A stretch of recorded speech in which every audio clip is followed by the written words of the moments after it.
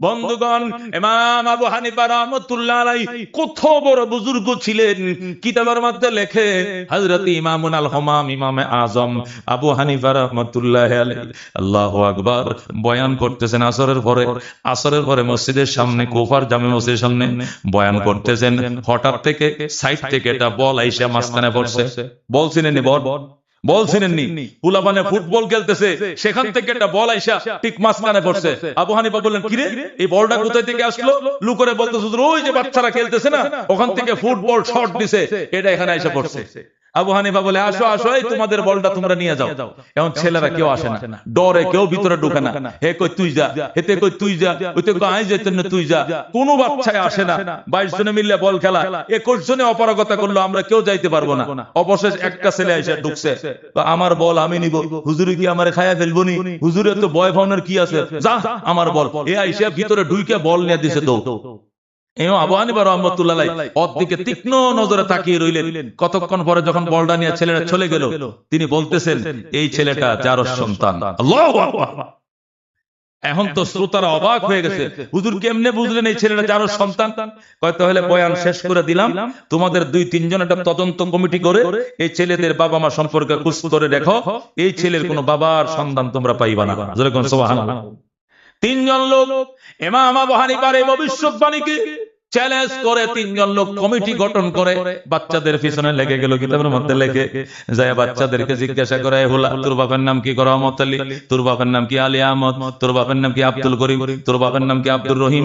21টা ছেলে সবাই তার বাপ মার পরিচয় দিয়েছে। সর্বশেষ ওকে জিজ্ঞাসা করলো যে বল নিতে আইছে, যে হুলা বল নিতে আইছে, সর্বশেষ জিজ্ঞাসা করলো তোর আব্বার নাম কি? আমার আব্বার নাম তো আমি জানি না। কি তোর আব্বার নাম তুই জানিস না? মানে সবাই তার বাবার নাম ফটাফট কইতেছে, তুই বলস না কি লেগে? আমার আব্বার সাথে তো আমার আজও পর্যন্ত দেখা হয় নাই, আমি বাবার নামও জানি না, বাবার দেখেও নাই। তোর মা আছে নি? আছে। তোর মা কই থাকে? ওই বাড়িতে কাজ করে যা। এই 3 জন লোক ওই বাড়িতে গেলাম। ওই বাড়িতে যাইয়া বাড়িওয়ালা জিজ্ঞাসা করে, ভাই আপনাদের ঘরে একটা কাজের মেয়ে কাজ করেনি? কয় হ আছে, একটা কাজের বই। কতদিন থেকে কাজ করে? ছোট কাল থেকে আমার ঘরে বড় হয়েছে। মেয়েটার বিয়ে হয়েছে নি? কয় না। মেয়ের জামাই আসেনি? কয় না। তো হুলাওয়ান আসেনি? হুলা একটা আছে। ওমা, বিয়ে হয় না, আবার হুলা কেন হইলো? এই মেয়েটা ছোট কাল থেকে আমার ঘরে থাকে, হঠাৎ করে তার পেটে বাচ্চা, জানি না কার সাথে কুকর্ম করছে, দুঃসম্পর্ক করেছে, আমি জানি না। শেষ পর্যন্ত তার পেটে বাচ্চা ডেলিভারি হইল, আমার ঘরে থাকলো, আমার ঘরে বলো হইল। এই ছেলেটাও আমার ঘরে থাকে, মেয়েটা আমার ঘরে থাকে। আজও আছে বাজান, আজকালের মেয়েদের বাচ্চা হওয়ার জন্য জামাই লাগে না। ঠিক না বেটি? তখন আর আল্লাহু আকবার বলল। আর ইমাম আবু হানিফা এসে বলে, ইমাম আবু হানিফা, আল্লাহ তোমাকে এমন বিচক্ষণতা দান করেছেন, এমন অন্তর্চক্ষু দান করেছে, আমরা আগে জানতাম না বাজান। আজকে দেখেছি যে ঘটনা তদন্ত করে 10 ঘন্টায় আমাদেরকে বের করতে হয়েছে, সেই ঘটনা তুমি এক নজরে বলে দিয়েছ। সুবহানাল্লাহ। ইমাম আবু হানিফা বলতেন, কুলুবুল আরিফিন লাহা উয়ুনুন তারা মা লা ইয়ারাউনা নাযিরুনা। কুলুবুল আরিফিন লাহা উয়ুনুন তারা মা লা ইয়ারাউনা নাযিরুনা। আল্লাহ রাব্বুল আলামিন প্রকৃত মারিফতওয়ালাকে এমন চক্ষু দান করেন যে চোখ দিয়ে তারা এমন জিনিস দেখে ফেলে যা আমরা চর্ম চোখ দিয়ে দেখতে পারি না। ঠিক না বেঠি? ঠিক না বেঠি? ইমাম আবু হানিফা রাহমাতুল্লাহ আলাইহি বলে দিলেন, যার সন্তান। কিতাবের মধ্যে লেখে, ইমাম আবু হানিফা কুফার জামে মসজিদে আসরের নামাজ পড়ে বারান্দায় বসে তাসবিহ পড়তেছেন। আরেক ভদ্রলোক জামাত পায় নাই, আসরের নামাজের জামাত পায় নাই, পড়ে আসছে নামাজ পড়ার জন্য। পড়ে নামাজ পড়তে আসলে ইমাম আবু হানিফা চায় রইছেন। লোকটা মসজিদের সামনে বসে ওযু করছে, ওযু করার পর মসজিদে ঢুকছে, নামাজ আদায় করছে। নামাজ আদায় করে যখন চলে যায়, ইমাম সাহেব ডাক দিয়ে বললেন, বাজান একটু দাঁড়ান। দাঁড়াইছে। বাড়ি কোথায় আপনার? কই তো ওইদিকে বাড়ি। জামাত পাইলেন না যে? কয় একটু ব্যস্ততায় ছিলাম তো, জামাতটা আর পাওয়া হলো না। আচ্ছা, আপনি মনে কিছু নিয়েন না ভাইজান, এই যে গীবত শিকায়েত মানুষের একটু কম করলে ভালো হয়। গীবত শিকায়েত মানুষের একটু কম করলে ভালো হয়। আল্লাহু আকবার। লোকটাকে, হুজুর আপনি আবার আজগবি কথা করতে গিয়ে বলতেছেন, আমি গীবত কই করলাম? আমি একটা নিরীহ মানুষ, শান্ত মাজাজ নিয়ে আসলাম মসজিদে নামাজ পড়ার জন্য, ঠান্ডা মাথা ওযু করলাম, কারোর সাথে কোনো কোলাহল করে নাই, কথাবার্তাও বলি নাই, চুপচাপ ওযু করলাম, মসজিদে ঢুকলাম, নামাজ আদায় করলাম। এখন নীরবে আমি চলে যাচ্ছি, আপনি আমাকে বললেন গীবত করো না। কই গীবত করলাম? ইমাম আবু হানিফা কয় এই জন্যই তো আমি বলছি মনে কষ্ট নিয়ে না, বসো বাজান তাহলে বুঝায় বলি। এ আল্লাহর বান্দা শুনো, আল্লাহর আমি বলেছেন মানুষ যখন ওযু করে মুখ দিয়ে কুলি করে চিৎপার গোনাগুলো ধুয়ে পড়ে যায়, নাক দিয়ে পানি দিলে নাকের গোনা, সংগার গোনা ধরে পড়ে যায়, হাত ধুইলে হাতের গোনা ধুয়ে পড়ে যায়, মুখ ধুইলে মুখের গোনা ধুয়ে পড়ে যায়, মাথা মোছা করলে চিন্তার গোনাগুলো মুছে চলে যায়, পা ধুইলে পায়ের গোনাগুলো ঝরে পড়ে যায়। আল্লাহর হাবিব যে হাদিসটা বলেছেন, এই হাদিসের ব্যাখ্যা বোঝার জন্য আল্লাহ আমাকে ওই চক্ষু দান করেছে।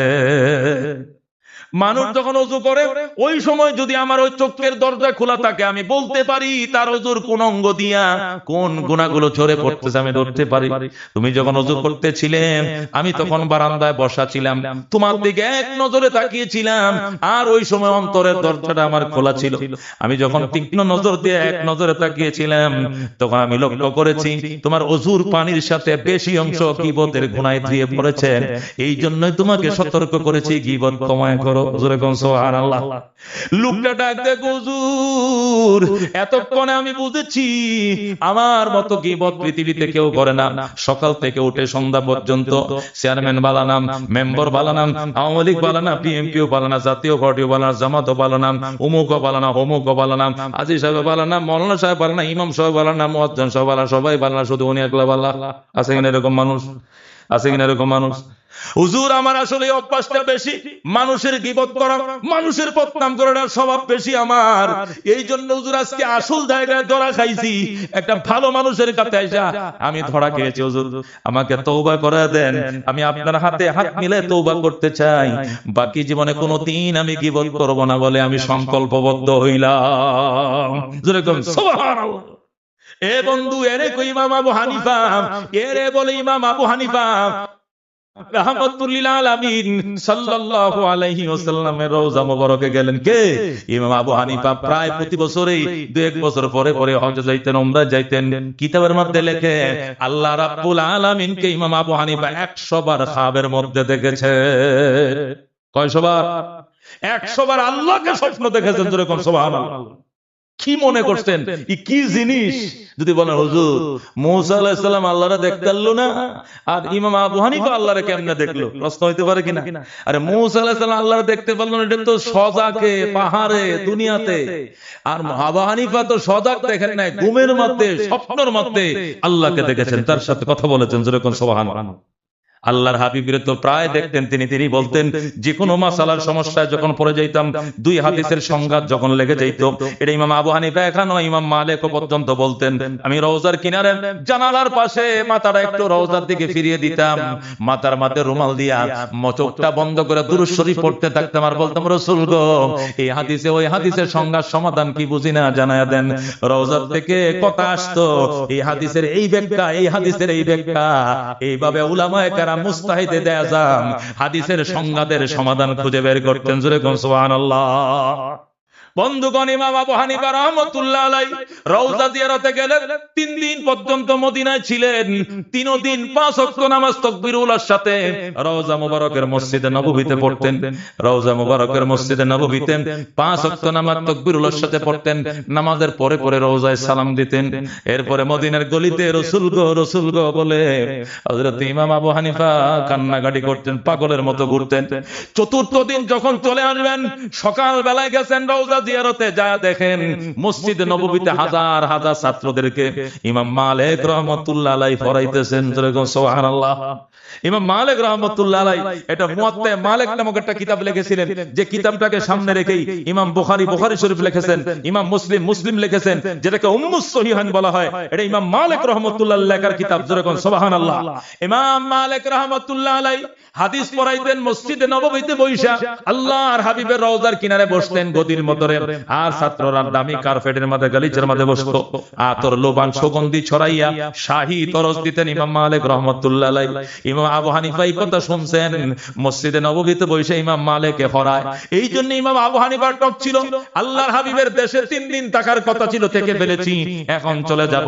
যাওয়ার আগে ইমাম মালিকের তরসটা একটু দেখে যাব, কেমন পড়ায়, কি পড়ায়, কেমন পড়ায় দেখব। আল্লাহু আকবার। কিতাবের মধ্যে লেখেন, চতুর্থ দিন সকালবেলা ইমাম আবু হানিফা রাহমাতুল্লাহ আলাইহি জানালা দিয়ে ছায়া দেখে মসজিদে নববী কানায় কানায় ভরা, ছেলেরা হাদিস পড়তেছে ইমাম মালিকের কাছে। জোরে কোন সুবহানাল্লাহ। ইমাম আবু হানিফা রাহমাতুল্লাহ আলাইহি বলেন, কপালে যা আছে ইমাম মালিক কি পড়ে আমি একটু বসবো শুনবো। পিছন দিয়ে আইসা ইমাম আবু হানিফা মসজিদে নববীর ভিতরে ঢুইকা পড়ছে, ঢুইকা আস্তে করে মাথাটা নিচু করে পিছন দিয়ে বসে গেছে। ইমাম মালিক রাহমাতুল্লাহ আলাইহি অত্যন্ত সেনসিটিভ সেনসিয়ার ব্যক্তি ছিলেন, বিচক্ষণ ব্যক্তি ছিলেন। ওনার ক্লাসের মাঝখানে কেউ ঢুকতেও পারতো না, মাঝখানে কেউ বের হইতে পারতো না, এরকম সতর্কমান একজন লোক ছিলেন। ওনার মেজাজ গরম হয়ে যাইত। এই লোকটা ইমাম আবু হানিফা পিছন দিয়ে চুপ করে পারতে মানুষ ভিতরে ঢুইকে পড়ছে। আবু হানিফা ছোট ছিলেন, একদম খাটো একটা শুকনা মুখনা মানুষ ছিলেন। পিছন দিয়ে যখন ঢুইকে বললো, ইমাম আবু হানিফা মালিকের মেজাজ গরম হয়ে গেছে। ইমাম মালিক মাসমুকা কুম বিইজনিল্লাহ মিন আইনা মাসমুকা কুম বিইজনিল্লাহ। আরে বাপ রে, এমন ধরা ধরছে, এমন লইছে, এই কে রে? আমার ক্লাসে মাঝখানে ঢোকার সাহস তো মদিনার কাহারও নাই, কোনদিন তো এমন দেখে নাই। বেহাঙ্গাম, তুমি কে ঢুকছো? তুমি দাঁড়াও, তোমার নাম বলো, তুমি কোথায় থেকে এসেছো বলো। মাসমুকা মিন আইনা কুম বিইজনিল্লাহ কুল কুম বিফাদলিল্লাহ। ছাসতেছে মুখে, তাই বলতেছে। ইমাম আবু হানিফা কয়, আজ যাই শেষ, আজ যাই শেষ, বাঘের বাচ্চার কাছে ধরা খাইছে আজিয়া। ইমাম মালিক আবু হানিফা রাহমাতুল্লাহ আলাইহি বারবার ইমাম মালিক কইতেছেন, দাঁড়ান, আপনি কে? দাঁড়ান, এই তুমি কে? দাঁড়াও, দাঁড়াও। ইমাম আবু হানিফা দাঁড়াইছে, ছোট মানুষ, হুগনা মানুষ। ইমাম মালিক বুঝতে পারে না এবার দান্ন মরিচ, এ সিলেটিয়া কাঁচা মরিচ, যেটা উনি বুঝে না। সিটাঙ্গা কাঁচা মরিচ কিন্তু এত মোড়া, এত লম্বা, সবটা কামড়ায় খাবেন, জাল নাই, ঠিক না? ঠিক। সিলেটিয়া জিয়ন মরিচ কতুন আছে, ও বা আছে, একটা খায় দেখেন জীবনে, ও বাবা রে, 1 কেজি চিনি খাইলেও ওই জাল যাইতো না, ঠিক না? ঠিক। ইমাম আবু হানিফা রাহমাতুল্লাহ আলাইহি ছোট একটা মানুষ, খাটো একটা মানুষ, পিছন দিয়ে দাঁড়াইলেন। কয়, মাসমুকা কুল ইয়া শেখ, মাসমুকা কুল, আপনার নাম বলেন। নাম বলে না। মিন আইনা, তাহলে কোথায় থেকে আসছেন বলেন। ইমাম আবু হানিফা কয়, মিনাল কুফা। মিনাল, আমি ইরাকের কুফা নগরী থেকে এসেছি। ইমাম মালিক তো আরো সেতে গেছে, আল কুফি লা ইউফি, কুফাবাসী এদের কথা কইও না, এ ডেঞ্জারাস, এদের ভিতরে কোনো অফাদারি নাই, এরা বিশ্বাসঘাতক। ইমাম মালিক তো মদিনার মানুষ, বুঝেন না, পয়গম্বরের বংশধর না। এখন হেরা তো জানে, ইতিহাস জানে, হযরত আলী রে কুফাবাসীরে খাইছে, ঠিক না? ঠিক। হযরত হাসান রে কুফারা শেষ করছে, হযরত হুসাইন রে কুফারা কারবালায় শহীদ করছে, ঠিক না? ঠিক। অর্থাৎ রাসূলের পরিবারের অধিকাংশটা তো কুফারাই শেষ করছে, ঠিক না? ঠিক। হযরত আলী শহীদ হলেন কুফায়, ইরাকে শহীদ হলেন, হযরত হাসান শহীদ হলেন ইরাকে, হুসাইন শহীদ হলেন ইরাকে, সব তো ইরাকে শেষ হয়ে গেল। এই জন্য হযরত ইমাম মালিক যেই শুনছে আল কুফি, মানে মিনাল কুফা, আমি কুফা থেকে এসেছি। ইমাম মালিক আল কুফি লা ইউফি, কুফাবাসী এরা বিশ্বাসঘাতক, এদের ভিতরে কোনো অফাদারি নাই। এরা দাওয়াত করে মানুষকে নিয়ে ওরা চাকুতে জবে করে, এরা এরকম মানুষ। পয়লা মেহমান করে দাওয়াত দেয়, চিঠি পত্র দিয়ে নেয়, খবর দিয়ে নেয়, নিয়ে আবার ডাইরেক্ট জড়ায়, ঠিক না? ঠিক। এই জন্য ইমাম মালিক বললেন আল কুফি লা ইউফি। ইমাম আবু হানিফা যখন বলছে আল কুফি লা ইউফি, ইমাম মালিক বলছে, ইমাম আবু হানিফা রাহমাতুল্লাহ কিচ্ছু কয় না। আউযু বিল্লাহি মিনাশ শাইতানির রাজিম, বিসমিল্লাহির রহমানির রহিম, ওয়া ইন্না মিন আহলিল মাদিনাতি আরাদু আলান নিফাক। ইমাম আবু হানিফা রাহমাতুল্লাহ আলাইহি নিজের পক্ষ থেকে কিছুই বলে নাই, আল্লাহর কোরআনের একটা আয়াত তেলাওয়াত করে দিয়েছে। জোরে কোন সুবহানাল্লাহ। মদিনায় কিছু মুনাফিক মানুষ ছিল, ছিল কিনা? ছিল কিনা? আল্লাহর হাবিব 10 বছর মদিনায় খিদমত করছেন, 10 বছর দ্বীনের দাওয়াত দিবেন, পয়গম্বরকে 10 বছর পাইয়াও মদিনার কিছু মানুষ ছিল খারাপ, ছিল কিনা? যারা উহুদের ময়দানে মুসলমানদেরকে মাইরি খাওয়াইছে, ঠিক না? ঠিক।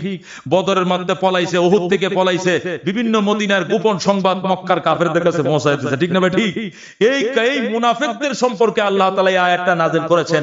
আল্লাহ বলেন, অনেক মদিনার কিছু মানুষ এমনও ছিল যারা আমার বন্ধুকে 10 বছর পাওয়ার পরেও তারা মুনাফিক হয়েই কবরে গেছে, ঈমান নিয়ে যাইতে পারে না, ঠিক না? ঠিক। এই আয়াতটা আল্লাহ মুনাফিকদের সম্পর্কে নাযিল করছেন। ইমাম আবু হানিফা ওই আয়াত মারি দিয়েছে। ইমাম আবু হানিফা যখন এই আয়াত মারি দিয়েছে, এখন ইমাম মালিক কো বাওরে, এবার তো সাধারণ কেউ না, নিশ্চয়ই বড় মাপের কোন শেখ। এখন ইমাম মালিক তো পাজামা গরম হয়েছে, কি রে? আমি বললাম আমার ভাষা দিয়ে আল কুফি লা ইউফি, এমি এত কোরআনের ভাষা দিয়ে না মারে দিছে তো কলিজার মধ্যে আঘাত। বুঝে লাইছে ইমাম মালিক আল আকফি তাকফির ইশারা, জ্ঞানী মানুষ তো ইশারায় যথেষ্ট, ঠিক না? ঠিক। ইমাম মালিক রাহমাতুল্লাহ আলাইহি আবু হানিফার এই উত্তর শুইনাম ইমাম মালিক টের পেয়ে গেছে আবু হানিফা তোর বিশ্লেষণ করে কয় না, বিশ্লেষণ করে কইছে নি, শুধু আয়াতটা মারি দিছে, বিশ্লেষণ তো ইমাম মালিক নিজেই বুঝে, ঠিক না? ঠিক। ইমাম আবু হানিফা বুঝাইছে এই কথা, ও মদিনার মালিক, আল্লাহ কোরআনের মধ্যে বলছে মদিনার সব মানুষ ভালো না, কিছু মানুষ খারাপও আছিল, ঠিক না? ঠিক।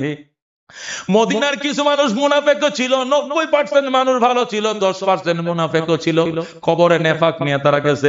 মদিনায় যদি কিছু খারাপ মানুষ থাকতে পারে তাহলে বোঝা গেল মদিনার সবাই ভালো নয়, এমনি ভাবে ইরাকেরও সবাই খারাপ নয়। সুবহানাল্লাহ।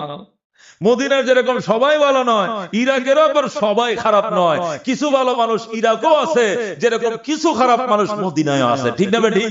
মদিনায় যদি কিছু খারাপ মানুষ থাকতে পারে, ইরাকেও কিছু খারাপ মানুষ থাকতেই পারে। এই জন্য কি ঢালাও ভাবে বলা যায় আল কুফি লা ইউফি? এটা কোন ধরনের কথাটা আপনি বললেন? এটার বিশ্লেষণ করে না আর কি, শুধু মারি দিয়েছে মাত্র। ইমাম মালিক কুল বিফাদলিকা বিফাদলিল্লাহ ইয়া শাইখ মাসমুকা, ওরে শাইখ আল্লাহর দোহাই দিয়া বলছি তুমি তোমার নামের পরিচয় দাও, তুমি কে বাজান? তোমারে আমার ভয় লাগতেছে, তুমি কি জিনিস? ইমাম আবু হানিফা কয় ইউকালু আবা হানিফাতা। আল্লাহু আকবার। ইউকালু আবা হানিফাতা, হে ইমাম মালিক তুমি অত সিন্না সারো নাই, বুইজা সারতে পারো নাই, আমার নাম আমি বলতে চাই না, মানুষ এমনি আমাকে আবু হানিফা বলে ডাকে।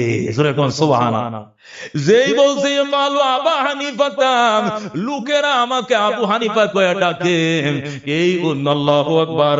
উত্তর যখন ইমাম আবু হানিফা দিলেন, ইমাম মালিক একটা দৌড় দিছে, রাস্তা দে রে, রাস্তা দে। ছাত্রদেরকে কয় রাস্তা দে। আবু হানিফা আইতেছে, তাল ইয়া শাইখ তাল তাল, আহলান সালাম তাইবান মারহাবা। আল্লাহু আকবার। আসো শেখ আসো, আহলান সালান তাইবান মারহাবা। ইমাম আবু হানিফা দাঁড়ায় রয়েছে, আসে না। ইমাম মালিক একটা দৌড় দিছে, বুকের সাথে জড়ায় ধরছে, বাজান আপনি ইমাম আবু হানিফা, আপনাকে একটা নজর দেখার জন্য আমি পাগল পাগল ছিলাম। আল্লাহু আকবার। এই ইমাম আবু হানিফা পৃথিবীর শ্রেষ্ঠ মাযহাবের ইমাম তুমি, ও ইমাম আবু হানিফা শ্রেষ্ঠ ফিকহাবিদ তুমি। আন্নাসু কুল্লুহুম আয়ানুন ফিল ফিকহি ফি মাযহাবি আবি হানিফাতা, तमाम পৃথিবীর মানুষ ফিকহ শাস্ত্রের মধ্যে ইমাম আবু হানিফার পরিবারের সন্তান। জোরে কোন সুবহানাল্লাহ। এই পৃথিবীতে কোরআন হাদিসের নির্যাস, কোরআন হাদিস থেকে ফিকহ মাসলা মাসাইলের ইস্তেমবাতের এই গণহারে প্রচলন পৃথিবীতে সর্বপ্রথম আবু হানিফাই তার উসুল কায়েম করেছেন, ঠিক না? ঠিক। আবু হানিফা রাহমাতুল্লাহ আলাইহির উসুল দেখে ইমাম শাফি ফিকহ শিখেছেন, ইমাম মালিক ফিকহ শিখেছেন, ইমাম আহমদ ইবনে হাম্বল ফিকহ শিখেছেন। তারা পর্যন্ত স্বীকার করেছেন ফিকহ শাস্ত্রে সমস্ত ইমামদের গুরু হলেন ইমাম আবু হানিফা। জোরে কোন সুবহানাল্লাহ। ইমাম মালিক ইমাম আবু হানিফারে ঝরায়া ধরে কান্দে, হুজুর আপনি কবে আইছেন মদিনায়, আপনি কেন পরিচয় দেন না? ইমাম আবু হানিফা কয় মালিক রে, আমি 3 দিন হয়েছে মদিনায় এসেছি। জোরে কোন সুবহানাল্লাহ। ইমাম মালিক ডাক দেয়, ও ইমাম আবু হানিফা, আপনি মদিনায় 1 সপ্তাহ বেড়াবেন, 15 দিন বেড়াইবেন, আপনি মদিনায় থাকবেন, এখানে বসে আপনি দরস দিবেন, আপনার দরসে আমি বসবো, আপনি পড়াবেন, আমিও আপনার কাছে পড়বো। এই বলে ইমাম আবু হানিফা রাহমাতুল্লাহ আলাইহি ইমাম মালিক রাহমাতুল্লাহ আলাইহি এমন উষ্ণ অভ্যর্থনা দিতে শুরু করলেন। ইমাম আবু হানিফা বললেন, মালিক রে, আমি যদি আবার আসি তখন তোমার বাড়িতে বেরাবো, আর থাকা যাবে না। কয় কেন হুজুর? কত দিন হয়ে গেছে। কক 3 দিন, আরো 3 দিন থাকেন কমপক্ষে। আমার মালিক আর 1 দিন থাকার ক্ষমতা আমার নাই। কেন, আপনার সমস্যা কি? বাবা রে, আজকে 3 দিন পর্যন্ত মদিনায় ঘুরে কোনো খানা নাই, পিনা নাই, আমি খানা পিনা খাই না। কেন আপনি খানা পিনা খান না? এই দেশে কি আপনাকে আপন করেন না কেউ নাই, আদর করেন না কেউ নাই, আপনি আপনার পরিচয় দেন নাই কেন? এই জন্যই তো মানুষ বোঝে নাই। আবু হানিফা কয়, ইমাম মালিক রে, আসল কথা এটা নয়, পয়গম্বরের দেশে এসেছি, খানা পিনার প্রয়োজন নাই। আল্লাহর হাবিবের রওজার কিনারে আইসা সালাত ও সালাম দিলে আমার পেট ভরে যায়। আল্লাহু আকবার। এই ইমাম মালিক আজকে 3 দিন পর্যন্ত প্রস্রাব আমার বন্ধ, পায়খানা আমার বন্ধ। কই কেন? কই যখন এই প্রস্রাবের বেগ হয়, পেশাবের চাপ পড়ে, আমি প্রস্রাব করতে যাই, যখন এই প্রস্রাব করতে বসি তখন আমার কল্পনা এসে যায়, ওরে ইমাম আবু হানিফা, তুই যে মদিনার ওই পবিত্র জায়গার মধ্যে প্রস্রাব করবি, এই পবিত্র জায়গার মধ্যে আল্লাহর হাবিবের কদম মোবারক পড়ছিল হয়তোবা, তুই এমন জায়গা কেমনে নাপাক করবি, প্রস্রাব করিস না। এই কল্পনা করার সাথে সাথে প্রস্রাব উপরে উঠে যায়। আল্লাহু আকবার। আবার পায়খানার চাপ যখন দেয়, পায়খানার বেগ যখন হয়, পায়খানা করতে যায়, একই অবস্থায় মনে মনে কল্পনা হয় আর বলি, আরে ইমাম আবু হানিফা, তুই যে পায়খানা করে এই মাটিকে তুই নাপাক করবি, অপবিত্র করবি, তুই জানোস নি এই মাটিতে রহমাতুল লিল আলামিনের কদম মোবারক হয়তো পড়ছিল। আল্লাহু আকবার। এই মাটিকে তুই কেমনে নাপাক করবি? খবরদার এই মাটিকে তুই নাপাক করিস না। নবীর কদম পড়ছে, নয়তো কোন সাহাবীর কদম পড়ছে, অথবা আল্লাহর হাবিবের কোঁড়া বা কাদার কদম এখানে পড়ছে, যেখানে পয়গম্বরের সাথীদের কদম পড়েছে, এমন মাটিকে তুই কেমনে নাপাক করবি? এই কল্পনা আসার সাথে সাথে আমার পায়খানা উপরে উঠে যায়, পায়খানা হয় না। এই শাহী ইমাম মালিক আজকে 3 দিন পর্যন্ত প্রস্রাব বন্ধ আমার, পায়খানা বন্ধ আমার। 3 দিনের বেশি প্রস্রাব পায়খানা বন্ধ থাকলে একটা মানুষ গুরুতর অসুস্থ হয়ে যায়। এই জন্য আমাকে বাঁচতে দেন, আমি চলে গেলাম, আমি আবার আসবো। ইমাম মালিক আবার দাওয়াতে ইমাম আবু হানিফাকে ছাড়লেন। জোরে বলুন সুবহানাল্লাহ। এর দ্বারা বোঝা যায় সাইরো মাযহাবের ইমামদের কাছে ইমাম আবু হানিফার যে কি অকার ছিল, কি ইজ্জত ছিল, হারামাইনের মধ্যে ইমাম আবু হানিফার যে কি সম্মান ছিল, মুসলমান, এগুলো ইতিহাস পড়লে পাওয়া যায়। আর আজকে আমি তুচ্ছ থেকে তুচ্ছ পরিবারের সন্তান, বাবাও আলেম ছিল না, আমার দাদাও আলেম ছিল না, আলেম পরিবারে জন্ম নেই নাই, নিজেও কোনো আলেম নই। স্কুল কলেজে ইংরেজি নিয়ে, ইতিহাস নিয়ে, ভূগোল, সমাজ, রাষ্ট্রবিজ্ঞান, বিভিন্ন সাবজেক্ট নিয়ে অনার্স মাস্টার করেছি। আর বাংলা বাজার থেকে শ্রেণী, আল্লাহু আকবার, লাইব্রেরি থেকে 6 টাকা 10 টাকা দামের বাংলা বই কিনে সেই ইমাম আবু হানিফার গালাগালি করে, এদের মতো চরম বেয়াদব দুনিয়ার জমিনে হইতে পারে না। ঠিক না বড়ি? এ মুসলমান, কার সম্পর্কে কথা বললাম আন্দাজ করে বলা উচিত, ঠিক না বে ঠিক? ইমাম আবু হানিফাকে কয় মুশরিক, ইমাম আবু হানিফা দিল মুশরিক, দিল নাউজুবিল্লাহ। এই পৃথিবীতে বড় বড় রাজা, বড় বড় বাদশা, বড় বড় নাস্তিক বেঈমানদের বিরুদ্ধে তাওহীদের পক্ষে ইমাম আবু হানিফা দাঁত ভাঙ্গা যে মুনাজারাগুলো করেছেন, এই মুনাজারার ইতিহাস অন্যান্য ইমামদের বেলায় বিরল ঘটনা পাওয়া যায় না। ঠিক না বে ঠিক? সেই ইরাকের নাস্তিক প্রেসিডেন্টের বিরুদ্ধে ইমাম আবু হানিফা প্রচন্ড বিদ্রোহ করে তুলেছেন। বলেছেন, ওই নাস্তিকের বাচ্চা নাস্তিক, তোর মতভেদ আমি মানি না, আমি প্রত্যাখ্যান করলাম। নাস্তিক প্রেসিডেন্টের বিরুদ্ধে ইমাম আবু হানিফা রাহমাতুল্লাহ আলাইহি চরম বিদ্রোহ করে তুলেছেন। নাস্তিকের রাঙ্গা চোখকে উপেক্ষা করে তিনি চলেছেন তাওহীদের পক্ষে, বলিষ্ঠ কণ্ঠস্বর ছিলেন, তাওহীদের পক্ষে বয়ান করতেন, কারো রক্ত চক্ষুকে কোনোদিন ভয় করেন নাই। একদিন নাস্তিক প্রেসিডেন্ট ইমাম আবু হানিফাকে ডেকে নিল, ডাক দেয়া কো, নোমান, আমি শুনেছি তুমি নাকি তাওহীদের পক্ষে, একত্ববাদের পক্ষে কড়া কড়া বক্তব্য দেখো। অবশ্যই দেই, আমি আগেও দিয়েছি, এখনো দেই, তোমার সামনে বলেতেছি, আগামী দিনেও দিব, কাউকে পরোয়া করি না। জোরে কোন সুবহানাল্লাহ। নাস্তিক ডাক দেখো, আবু হানিফা, তাহলে তুমি আমাকে বুঝায় বলো, আল্লাহ যে একজন, তার প্রমাণ কি? ইমাম আবু হানিফা বলে, এমন সন্দেহ যদি একটা প্রেসিডেন্টের মনের ভিতরে থাকে, তাহলে এই সন্দেহটা আমি কি ব্যক্তিগত সন্দেহ মনে করি না।